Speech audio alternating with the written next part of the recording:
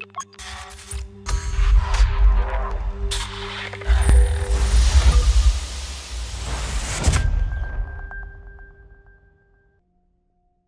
ini sekarang kita ngomongin terkait dengan hilirisasi, komersialisasi, dan juga masa depan produk itu. Oke, apa tantangan terbesar dalam hilirisasi dan juga komersialisasi ketika inovasi ini? Mungkin Dokter Wulan bisa menjawab. Ya, mungkin saya dulu nanti Dokter Putih ya. Kalau kami sih sebagai inventor, kita kan yang punya ide gitu ya. Kita punya ide, kemudian kita coba membuat prototipe. Padahal sebetulnya sih kami sendiri bukan ahlinya gitu dalam bidang IT development atau dalam bidang ini material gitu. Jadi tantangan terbesar adalah validasi dari bahwa sebetulnya produk ini value-nya seberapa sih? Kemudian yang kedua adalah bahwasanya ini sampai sesiap apa, ini evaluatornya siapa, ini kami yang nggak tahu. Ya karena kami ini kan berangkat dengan bendera UGM gitu. Jadi sebenarnya harapan kita itu ketika kita konsultasi di level universitas itu kita mendapatkan pendampingan gitu bahwasanya oh ini kurangnya ini validasimu kurang gitu ya. Ini uji cobamu masih kurang luas nih. Karena kami sebetulnya sudah melakukan uji coba katakanlah ya. Sudah melakukan validasi dari beberapa expert, sudah melakukan uji coba katakanlah internal validation atau uji coba lapangan terbatas atau bahkan misalnya sudah sampai uji coba lapangan luas. Tetapi kita belum tahu nih valuasinya itu sebetulnya seperti ini sudah cukup atau belum. Nah, itu yang menjadi tantangan dan itu yang kita harapkan bahwasanya UGM bisa mendampingi untuk proses itu bahwa ini kamu uji cobanya kurang nih sehingga kami lakukanlah uji coba gitu. Dan yang kedua ya tentunya investor ya. Jadi kalau ini bisa ada kita bisa berjalan dengan investor begitu untuk proses sampai dengan hilirisasi sampai dengan komersialisasi lah istilahnya. Nah itu adalah tantangan lain. Mungkin Dokter. Iya. Kalau untuk hilirisasi dan komersialisasi sebenarnya sih saya yakin kayak punya Dokter Wulan itu kalau pangsanya itu sebenarnya ada sama. Kalau di produk kami itu dua itu pangsa pasarnya sebenarnya cukup, cuma ya untuk kesana itu kan ya mulai dari pembuatan ya bukan mass production banget ya, tapi ya pembuatan alat yang sampai dengan yang benar-benar bisa sampai after sale service ya. Nah itu kalau punya Dokter Wulan mungkin after sale service-nya adalah problemnya adalah pada bug ya. Nah kalau yang pada saya nanti adalah ininya. Jadi ketika ada kerusakan dan sebagainya seperti itu, kerusakan yang bukan yang kerusakan total. Spare part mungkin betul kayak gitu. Nah itu kan salah satunya adalah kalau pada kanulasi itu adalah dia ketika yang agak sulit itu adalah si alatnya itu rusak kayak gitu. Atau apakah mau seluruh seluruh modelnya akan diganti atau bagaimana? Nah itu dia, itu kan itu juga masih bisa. Nah ini yang mungkin cukup bermasalah dan ya mungkin selain itu adalah ini tadi untuk marketingnya mudah-mudahan kalau marketing mudah-mudahan itu juga, tapi kalau kembali lagi apakah kita hanya akan selesai untuk pangsa dalam negeri, kenapa kita tidak berpikir untuk juga ke luar negeri? Nah itu dia. Nah seperti itu. Terus ya kalau yang jelas sih ke depan kita juga sama seperti ketika tantangannya adalah pada saat kami kemarin mencoba, ketika tadi saya ceritakan bahwa ketika dari yang 3D printingnya kemudian itu kita membuat menjadi yang dengan seperti apa ya bahasanya, yang pakai stainless, yang pakai apa alatnya itu CNC atau apa gitu. Nah ketika kita mencoba pakai yang alat CNC itu tadi, itu pun ternyata kita kalahnya yaitu kita kalah dengan pesanan-pesanan lain dari mesin dari perusahaan yang lebih besar. Nah itu dia. Itu kalau karena mungkin produksinya masih sedikit gitu ya. Terus dikalahkan dengan pesanan-pesanan dari tempat lain. Iya, dan mereka kan pasti untuk rekanan kan mereka akan membutuhkan timeline ya. Jadi timelinenya harus harus cepet dan sebagainya, sehingga ya udah yang ini toh cuma satu, jadi dan ini kan sudah punya kontrak. Nah kalau misalnya memang ada CNC itu sudah ada, cuma kembali lagi ini masih juga dalam proses pengembangan juga yang CNC yang di UGM ini.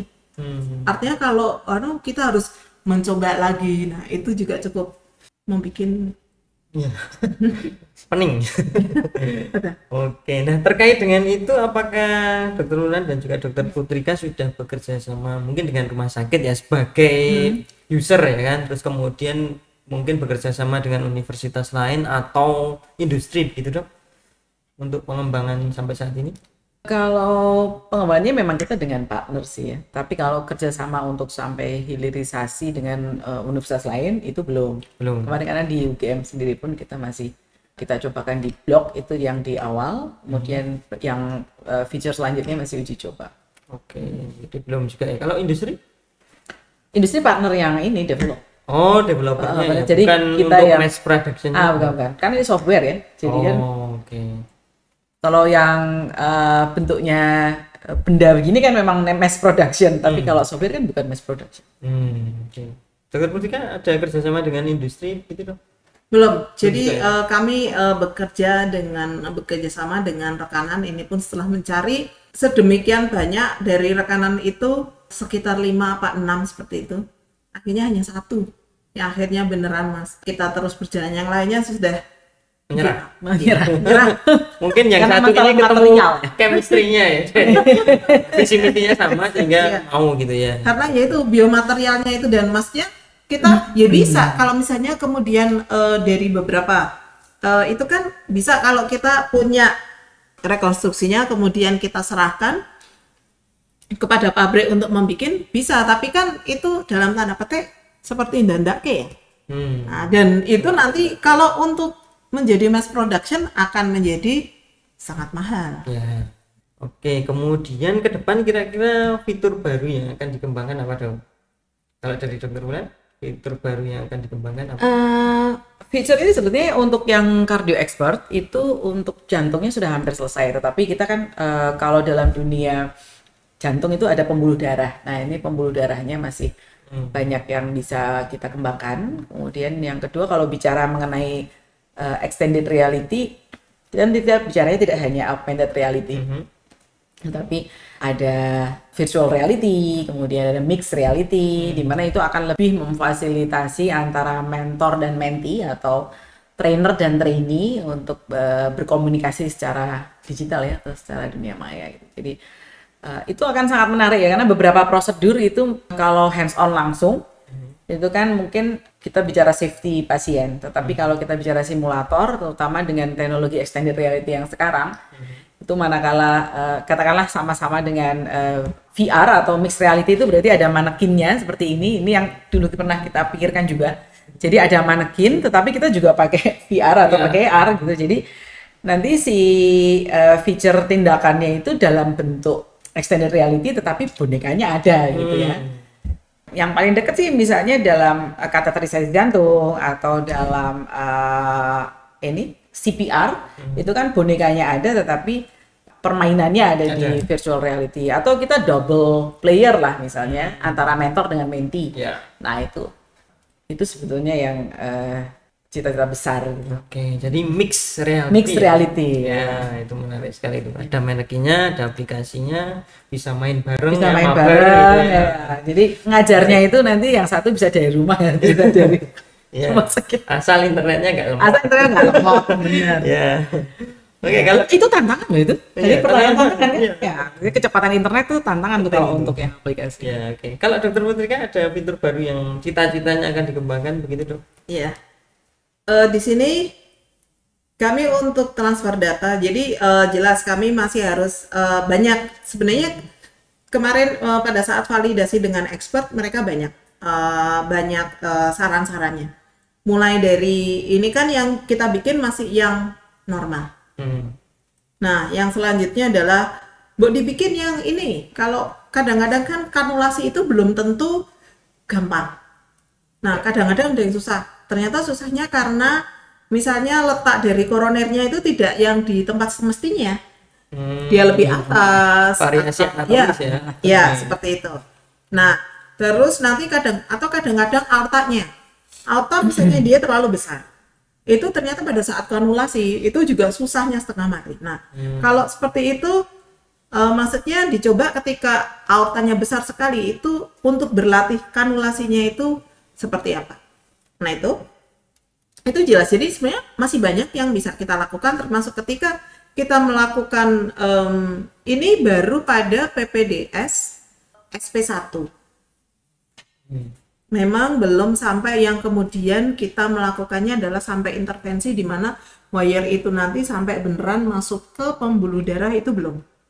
Ini baru ibaratnya baru pada kanulasinya aja. Nah, ketika kanulasi terus nanti kalau perlu di situ ada kayak semacam sensor, dia udah bener naruhnya di tempat itu, kemudian mungkin akan langsung begitu dia naruhnya bisa pas, kemudian misalnya dibikin tetot kayak gitu bahwa udah bener nih. Nah, seperti itu kan bisa menjadi salah satu inovasi. Dan sementara untuk gambar itu semuanya masih analog, masih belum digital. Kalau sekarang kan kalau yang real itu kan mereka udah digital semua. Nah, itu belum. Oke, terima kasih. Nah, ini pertanyaan terakhir ini, Dok. Mungkin ada pesan atau saran bagi para peneliti dan inventor muda yang ingin mengembangkan produk di bidang kedokteran dan juga kesehatan. Mungkin dari Dr. Wulan dan Dr. Putrika bisa? Iya, kami sih masih muda ya. Ini pesan Maksudnya yang lebih dari para junior muda. Menolak Tuhan nih soalnya. Pesan saya apa ya? Jadi ketika kita mendapatkan sebuah masalah ya kecil dan kemudian kita berdiri, kenapa tuh kok enggak mungkin benda ini bisa membantu. Nah, itu kan sudah sebuah ide. Jadi jangan meremehkan ide yang pertama, dan kemudian jangan meremehkan ide yang terlintas di kepala. Gitu ya. Berawal dari kesulitan itu akan selalu muncul ide. Dan itu adalah sebuah awal dari sebuah inovasi sebetulnya. Dan kalau kita memang cukup tertarik, ya yang selalu saya tekankan pada diri saya itu adalah detail and persistence. Itu menjadi suatu hal yang penting bagi kita kalau kita memang punya suatu ide untuk berinovasi. Karena tanpa itu dan tambah kesabaran ya, tanpa itu saya kira ya kita akan selalu berhenti di tengah-tengah saja, ya hanya selalu berhenti pada ya sudah cuma ide-ide saja gitu. Tapi tidak akan ada wujudnya ya. Oke, jangan remehkan ide, detail, persisten. Kalau Dokter Putrika kesabaran. Sabar. Sabar. Dokter Putrika mungkin, Dok. Kalau orang Jawa bilangnya ndablek ya. Ndablek. Kan ndablek itu kan selama ini adalah konotasinya adalah negatif ya. Tapi yang dimaksud adalah jatuh bangun atau ya tadi sih persisten. Jadi ketika menemui kendala-kendala itu jangan kemudian ya udah emang nggak bisa kayak gitu tuh enggak. Ya itu tadi contohnya saya dari rekanan 5 apa 6 akhirnya mengerucut ke satu rekanan yang beneran ini bisa. Nah, itu kan juga berbagai macam ketika kita mengalami kayak kesalahan-kesalahan, ya sudah kita belajar dari kesalahan-kesalahan itu. Jangan malu untuk terus menemukan kesalahan kemudian kita perbaiki. Dablek. Atau persisten kalau bahasa Inggrisnya itu sama cuma menggunakan bahasa Inggris dan bahasa Jawa. Oke, terima kasih banyak Dokter Putrika dan Dokter Wulan atas ngobrol-ngobrolnya. Tidak terasa 2 jam, hampir 2 jam ya. Kita ngobrol-ngobrol dengan beliau berdua dengan ketika inovasi yang keren-keren habis tadi ya. Nah, pembelajar dan inovator muda, itu tadi ngobrol-ngobrol kita dengan Dokter Putrika dan juga Dokter Wulan yang sangat insightful dan menarik.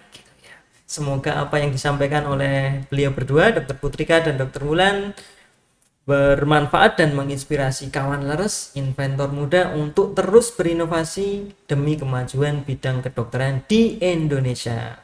Sampai jumpa di mentor berikutnya. Salam leres.